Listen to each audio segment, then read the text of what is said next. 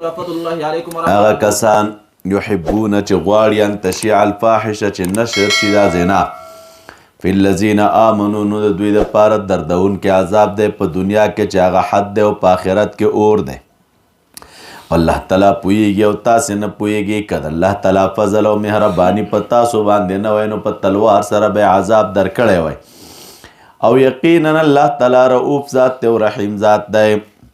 او قسم دی نه کوي خاوندان د فضیلت ستاسو نه او خاوندان د فراخی ان یؤتو چې دوی ورکړي مالونه خپل اولو القربا لره او مسکینانو لره او مهاجرینو لره د الله تعالی په لار کې او عفو دې کوي او اعراض دې کوي دوی د هغه چا نه چې څوک بحثونه کوي په دې خبرو کې. الا تحبون تاسو نه خوښوئ دا خبره چې رب العالمین درته مغفرت وکړي او الله تعالی غفور رحیم ذات دی. وقال أبو أسامة عن هشام بن عروة قال أخبرني أبي عن عائشة رضي الله تعالى عنها قالت لما ذكر من شأن الذي ذكر وما علمت به قام رسول الله صلى الله عليه وسلم فيه خطيبا فتشهد فحمد الله وأثنى عليه بما هو أهله ثم قال أما بعد أشيروا علي في أناس أبنوا أهل ويم الله ما علمت على أهل من سوء وأبنوهم بمن والله ما علمت عليه من سوء قط ولا يدخل بيتي قط إلا وأنا حذر ولا غبت في سفر إلا غاب معي فقام سعد بن عبادة فقال ائذن لي يا رسول الله صلى الله عليه وسلم أن نضرب أعناقهم وقام رجل من بني الخزرج وكانت حسان بن ثابت من رهط ذلك الرجل فقال كذبت أما والله إن لو كانوا من الأوس ما أحببت أن تضرب أعناقهم حتى كاد أن يكون بين الأوس والخزرج شر في المسجد وما علمت فلما كان مساء ذلك اليوم خرجت لبعض حاجتي ومعي أم مصطح فعثرت وقالت تعيس مصطح فقلت أمي تسبين ابنك وسكتت ثم عثرت ثانية فقالت تعيس مصطح فقلت لها تسبين ابنك ثم عثرت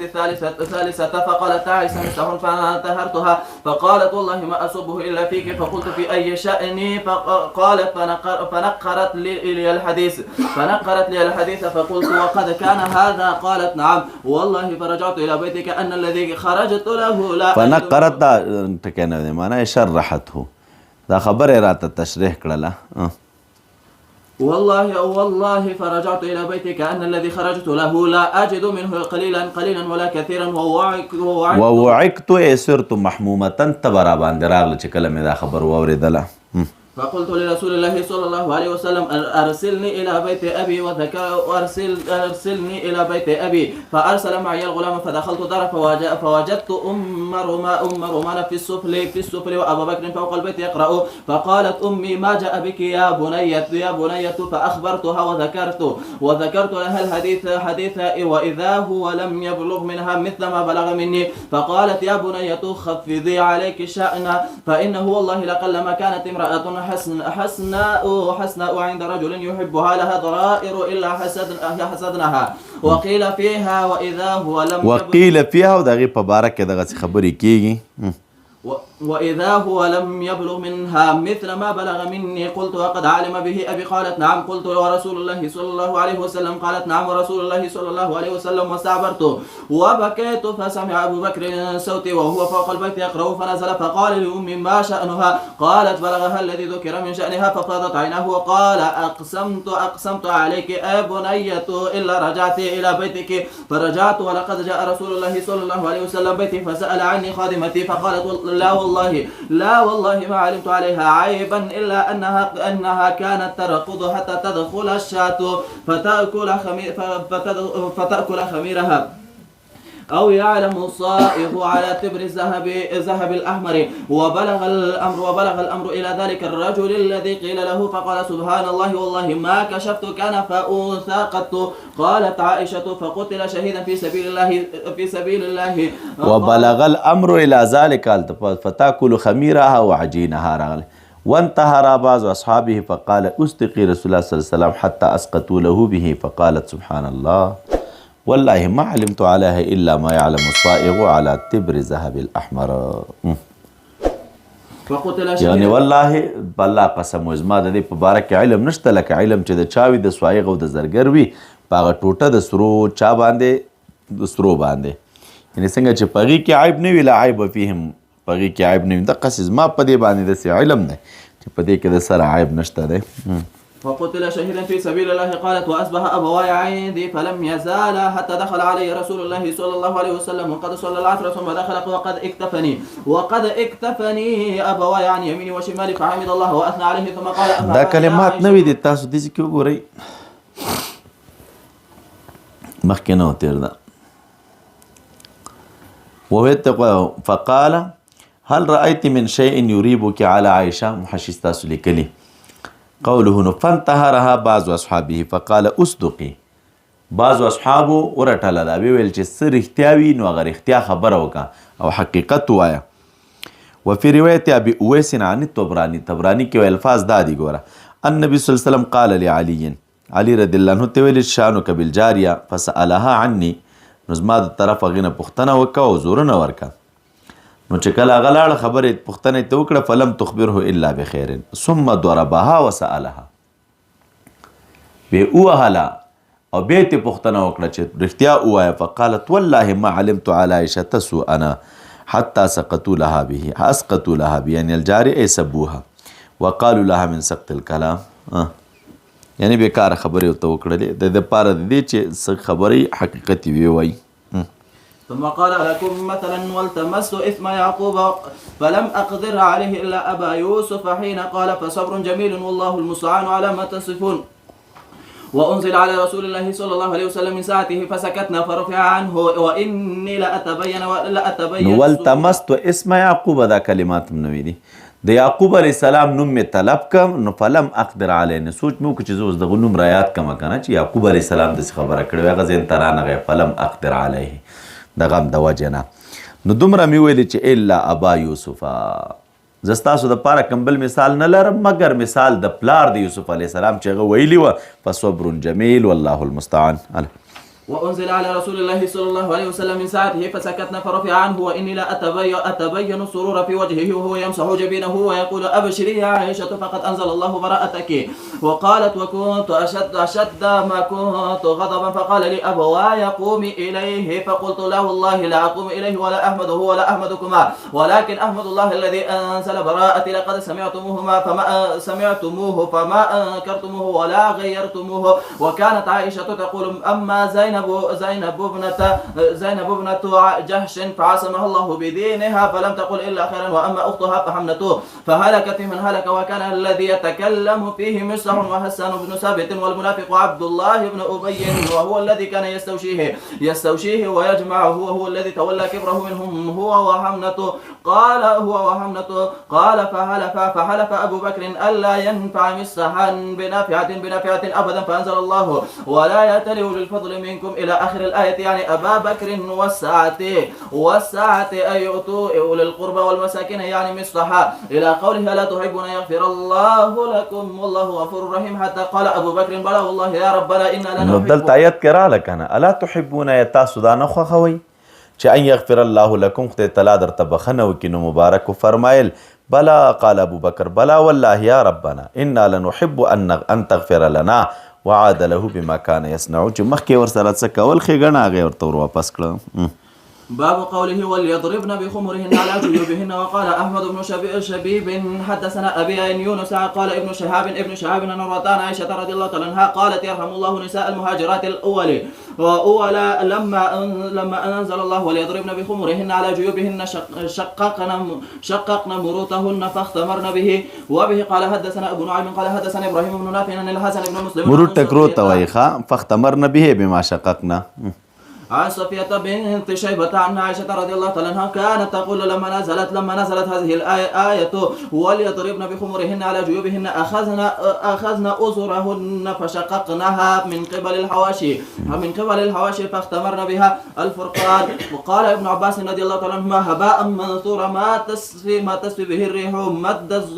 مد الظل ما بين طلوع الفجر إلى طلوع الشمس ساكنا دائما عليه دليلا طلوع الشمس خلفة ومن فاته في ليل عمل أدركه بالنهار أو فاته بالنهار أدركه بالليل. وقال الحسن وهب لنا من أزواجنا في طاعة الله وما شيء أقر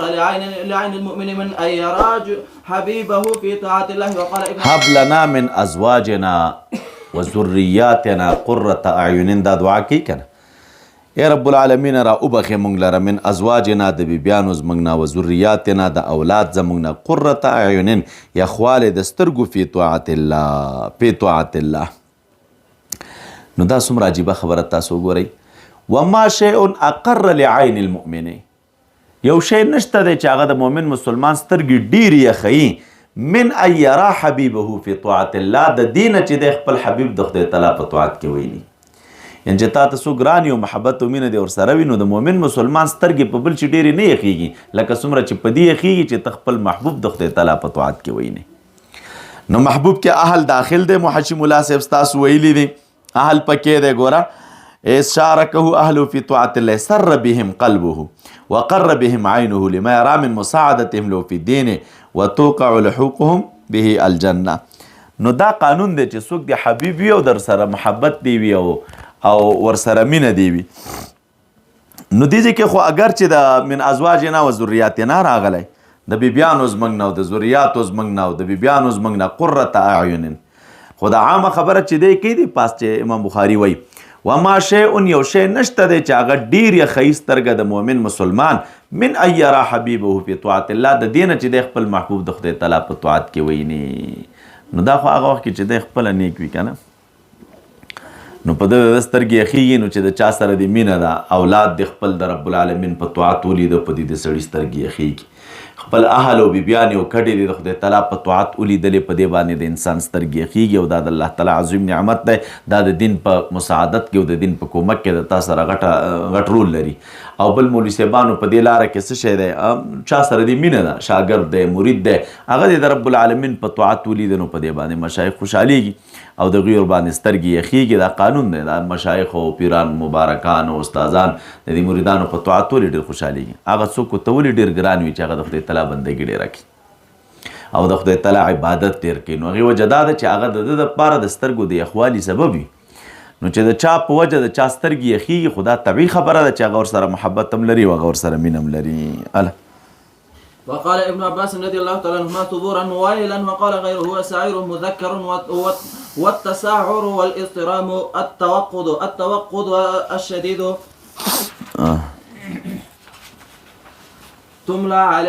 تملى عليه تقرأ عليه من أمليت وأمللت الرأس المعدن وجمعه رساس ما يعبأ يقال ما عبأت به شيئا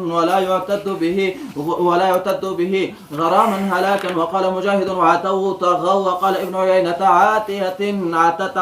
على الخزان باب قوله الذين يحشرون على وجوههم إلى جهنم أولئك شر مكانا وأضل سبيلا وبه قال حدثنا عبد الله بن محمد قال حدثنا يونس بن محمد البغدادي قال حدثنا مدار د مولوي صاحبانو د طاعاتو او مدار د تعلق چې کله د رب العالمین رضا جوړ شي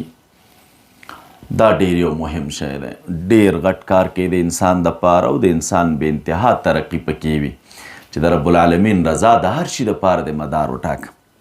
د تعلق دپاره د ناستې ولاړې دپاره د تګ راتګ دپاره دا چې مدار دا شی جوړ شه نو که تعلق دی د چا سره نو هغه تعلق بې بقا نه دوستی دی د چا سره هغه دوستی بې بقا نه وي او دارنګې که چېرته د دنیا کاروبار او تجارت وغیره دی د چا سره نو هغه بې بقا نه وي د هغې پیلې خامخا مثبتې وي خامخا مثبتې وي او که چېرته د رب العالمین رضا واوړېدله یو طرف ته مادیات غرض شو یا د دنیا شهرت غرض شو یا د دنیا ترقی غرض شو یا بل شی یا بل شی هغه شی بیا بقا نه لري هیڅ بقا نه لري یو وخته پورې به وچلیږي ولیکن دا چې اوس د دې دپاره د غوره نتیجه وي نو غوره نتیجه د دې دپاره نه راځي والعاقبة للتقوا مثلا غوره انجام دپاره د چا دی د تقوا او غوره انجام دپاره د دیندارۍ دی قال حدثنا شيبان عن قتادة مدار د رب رضا جوړ کړي نو په دې باندې ستاسو په هر چي کې تسلي کېږي بیا چې کله مو د رب رضا مدار جوړ کړي په باطن کې خفګان نه او په باطن کې به مو کړاو نه وي ځورېږئ به نه بې ځایه ځکه بې ځایه تمې دې چاته نشته نو کړاو به نه وي خفګان به نه وي او چې کله ستا په ذهن کې چاته د دنیوي او مدار جوړي نو که هغه ستا د نفس مطابق کار وشو خو نفس به خوشحالي او که ونه شو ټوله ورځ به په غم اخته او کړېږي به خلاص او که مدار د رب العالمین رضا د خدای تعالی رضا مې غرض ده نو که وشو هغسې کار نو خو بس ټیک ده لا به خوشحاله او که نه شو نو دغسې خفګان درته نه راځي لکه څومره تم امید چې زړه کې ساتئ او دا ځان ته مدار جوړ کړي دا ستاسو د متعلقینو آینده دپاره او ستاسو فارغان کېږي مولوي صاحبان کېږي و شاګردان به لرئ مریدان به لرئ متعلقین به لرئ هېڅ باید مدار او تمرکز مو د رب العالمین پر رضا وي دا شیانو د دنیا مادیت دا ډېر بیکاره شیان دي دا چونکې اوایلو کې خو سړی لږ محتاج ژوند لري که نو هر شي ته یې فکر وي او تمرکز یې په دي او تعلقاتو کې هم فرق وي او د خلکو سره په تعلق مالدار او غریب کې هم فرق وي او غریب او دا لوی او واړه کې هم سره فرق وي خو دا شیان دا هغه شیان دي چې دا تقاضا او حصه د نفس ده حصه د نفس ده او چې کله د نفس حصه لاړله د سړي نه او د الله تعالی رضا غرض شو بیا ترقیات تاسو په الله یقینو کې بیګا پرون دلته هغه درس کې موږ ناست یو قاري صاحب راغی دا خبره درته د عبرت په خاطر کوم طالبانو نو هغه لکه دلته راغی مول که حیاتانو سره میلمه راغلی هلته راښکاره شو موږ غالبا دا ټلۍ وه که دې نه وروسته ټلۍ وه او بیا چې وروسته حیاتان راغله نو حزب الله راغی راته ویل چې دلته یو کس راغلی یو هلکی رانه ورته طالب نو مال څنګه قصه ده نو یو قاري صاحب خپل ورور یې راته معرفي کوی زه د فلاني ورور یم نو مال څنګه شو پلان تقریبا د 2-3 میاشتې کله نه کله ولته صحبت ته راته تاسو لیدلی مو نو مال یې بس کتلی مې سړی جړغونی شوی خو مړ شو ما مرید نه و همداسې هغه موږ سره محبت و مینه مرید د بل چا نو مال په څه وایي چې تلمبل یې سرې لګېدلی او غریب دا ډوکی مات و ډېر یو ښایسته نوجوان و قاري و نو تقریبا 3 میاشتې هسپتال کې بستر و په تېر یکشنبې په ورځ وفات شو نو خبرې هم سره نه شوې کولی چې تحفه وایي هغه وخت کې چې هغه غریب خبرې هم نه شوې کوی نو د مور ته یې راته ویل ورور یې ویل که موږ ته یې ویلې چې دا شی تحفه و دا به شیخ صاحب ته ویسئ نو زما طبیعت داسې خراب شو مال نازوانه خو موږ به هم هسپتال کې خبر کړي وو دا 2-3 میاشتې بیا هم جنازې نه خبر کړي وو جنازې ته به درغلي وو خو بس وایي زمونږ ذهن هم هېڅ کار نه کوو نو ډېر مې طبیعت ګډوډ شو نو بېګا هلته جلسه وه پرزه کې نو پرزې جلسې ته لاړو د هلک ماسپښین ته نو مالې ته کښېنه زما غرض ما دا و چې زه به ماسپښین وختي فارغ شم نو لاړ به شو د دوی کور ته نو پرون ډېر ستړي وو یو 4 بجې شپې راډون ماسپښین چې زه لاړم همداسې وده شوی وم 4 بجې وې مانځه ټیم کې راپاڅېدم بیا مې ځان سره بوته پرزې ته هغې ځای نه پروګرام نه فارغ شو 11 بجې وې که څه ټیم و مالې زه یو ځل ستاسو کور ته ځو کور یې هغه قره باغ دشتو کې و هلته چې لاړو ترونه یې راووتل کېناستل دا خبره دغې ټکي پورې ورته کوم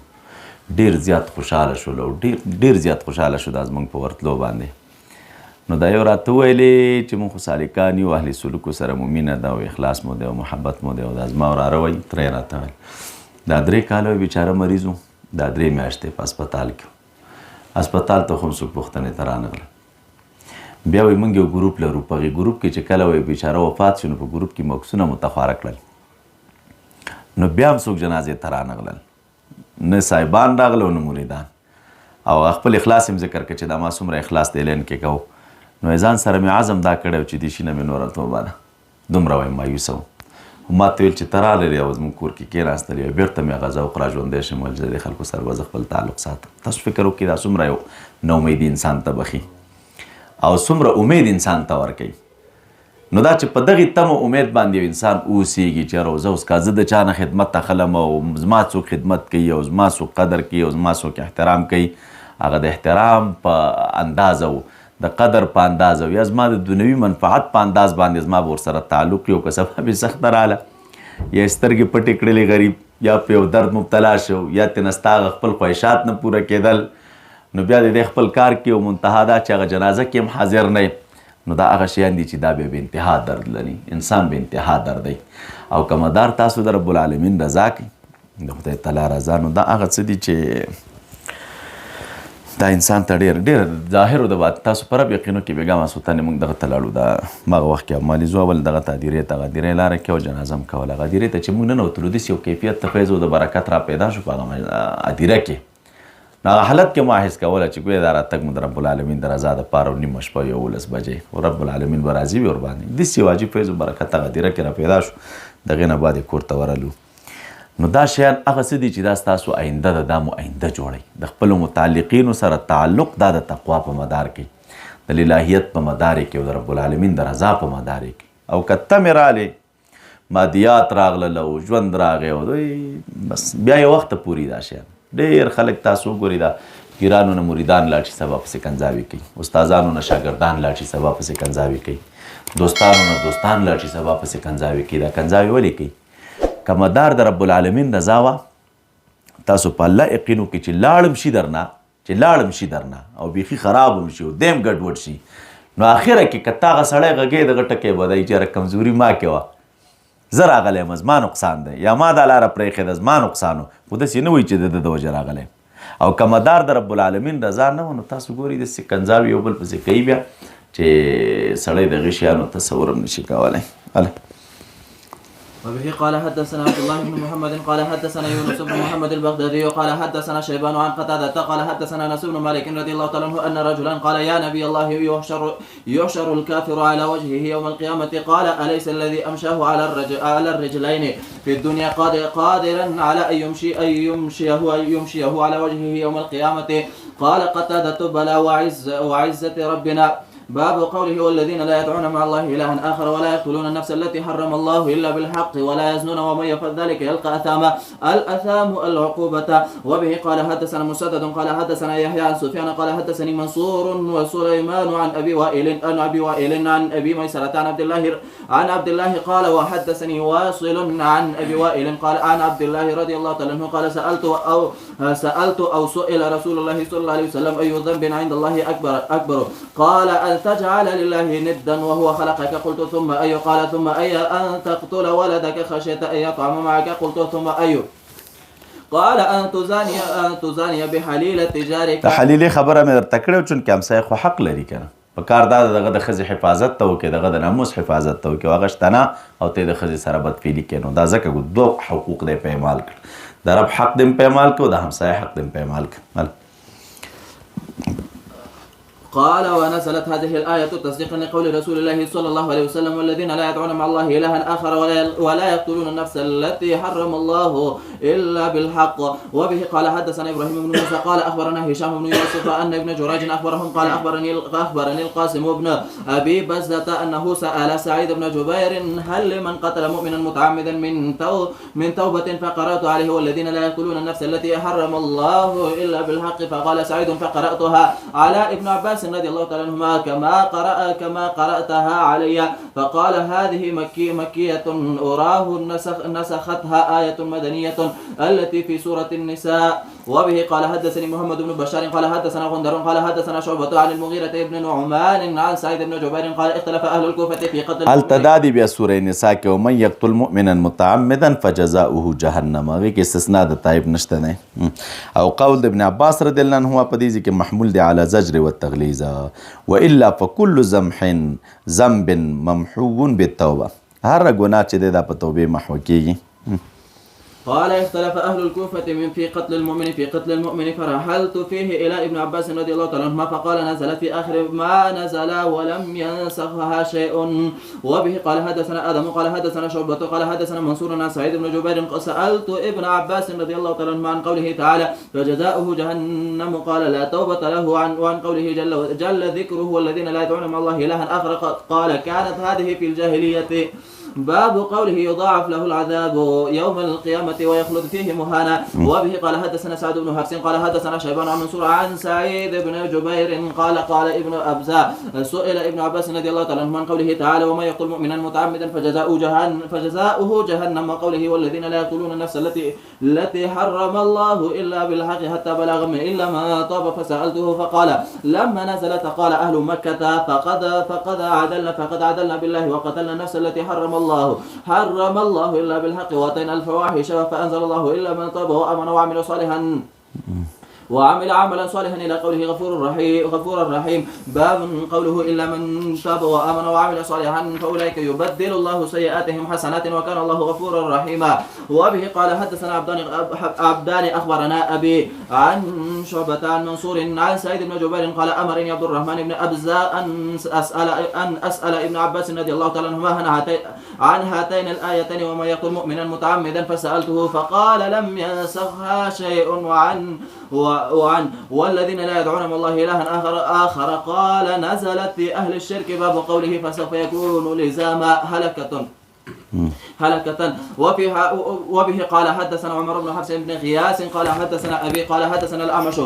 قال حدثنا مسلم عن مسروق قال عبد الله 5 قد مضينا الدخان والقمر والروم والبطشة واللزام فسوف يكون لزام هلاكا سورة الشعراء. وقال مجاهد تعبثون تبنون هضيم يتفتت إذا مسحرين المسحورين الليكة والأيكة جمع أيكة وهي جميع شجر يوم الظلة إظلال العذاب إياهم موزون معلوم كالطود كالجبل لشرزمة طائفة قليلة في الساجدين شرزمة قليلة طائفة قليلة بدأ طائفة طويلة في الساجدين المصلين. وقال ابن عباس رضي الله تعالى عنهما لعلكم تخلدون كأنكم الريع اليفاع من الأرض وجمعه الريعة والرياع واحده الريعة مصانع كل بناء فهو مصنعة فرهين بمعناه ويقال فرهين حازقين تعثوا هو أشد الفساد وعاث يعيث عيثا الجبلة الخلق جبل خلق ومنه جبلا وجبلا يعني الخلق. باب قوله ولا تحزني يوم يبعثون. وقال إبراهيم بن تهمان عن ابن أبي ذئب عن سعيد بن أبي سعيد المقبوري عن أبيه عن أبي هريرة رضي الله تعالى عنه عن النبي صلى الله عليه وسلم قال إن إبراهيم رأى أباه يوم القيامة عليه الغبرة والقترة. وبه قال حدثنا إسماعيل قال حدثنا أخي عن ابن أبي ذئب عن سعيد المقبوري عن أبي هريرة رضي الله تعالى عنه عن النبي صلى الله عليه وسلم قال يلقى إبراهيم أباه فيقول يا رب إنك وعدتني ألا تخزني يوم يبعثون فيقول الله إني حرمت الجنة على الكافرين. باب قوله وأنذر عشيرتك الأقربين واخفض جناحك واخفض منع ألن نرمك جناحك. وبه قال حدثنا عمر بن حفص بن غياث قال حدثنا أبي قال حدثنا الأعمش قال حدثني عمرو بن مرة عن سعيد بن جبير عن ابن عباس رضي الله تعالى عنهما قال لما نزلت أنذر عشيرتك الأقربين صعد النبي صلى الله عليه وسلم على الصفا فجعل ينادي يا بني فهر يا بني عدي لبطون قريش حتى اجتمعوا فجعل الرجل إذا لم يستطع أن يخرج أرسل رسولا لينظر ما هو فجاء أبو لهب وقريش فقال أرأيتكم لو أخبرتكم أن خيلا بالوادي تريد أن تغير عليكم أكنتم مصدقين قالوا نعم وما جربنا دا مخکې تیرو مونسیبانو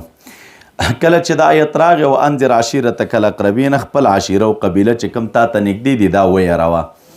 نو محبوب صفا غونډۍ ته وخت آواز یې وکړ یا بني فهرین یا بني عدین لبطون قریش دا د قریشو بطنونه یعنې قبیلې وې او کورنۍ وې پکې حتی اجتمعوا تر دې چې دوی ټول راغونډ شو فجعل الرجل سروش سړی ظالم مستطيع يخرج ارسل رسولا کله چې با خپل بنشو راتله نو استاسه راولې تلل چې محبوب څه وای لینظر ما هو چې دا تو ګره چې دا څه دي نو فجاء ابو لهب راغه وقريش فقال ارايتكم محبوب ورته الخبر راکې لو اخبرتكم که تاسو خبر کوم چې ان خیلا عسكر بالوادي په دغه وادي کې اراده لري ان تغير عليكم چې په تاسو حمله وکیا كنتم مصدقيه زما خبر مانی نو دی ورته ویل چې او قالوا نعم ما جربنا عليك الا صدقا زمونږ تجربه نشته پتا باندې مگر د صدق تر اوسه ته موږ ته دروغ نه دی ویلي هر وخت چې خبره کړې ده موږ ته نو هغه اختیار ده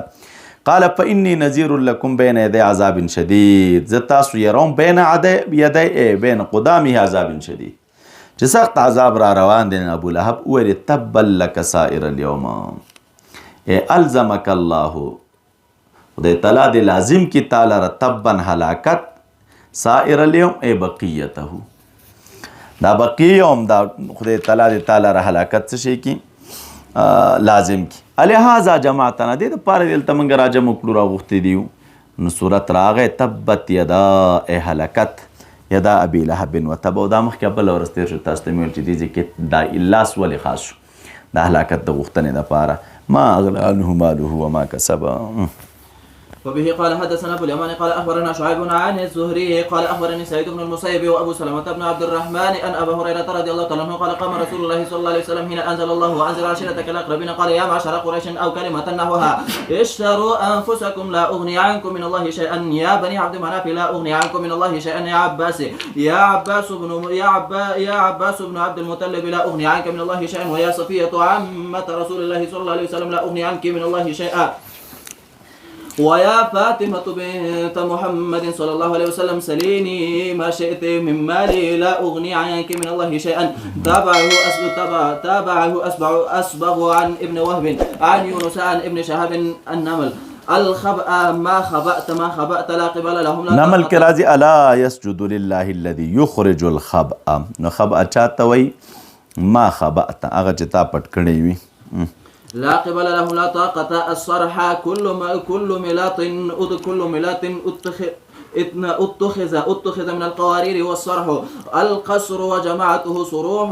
وقال ابن عباس رضي الله تعالى عنهما ولها عرش عظيم صرير كريم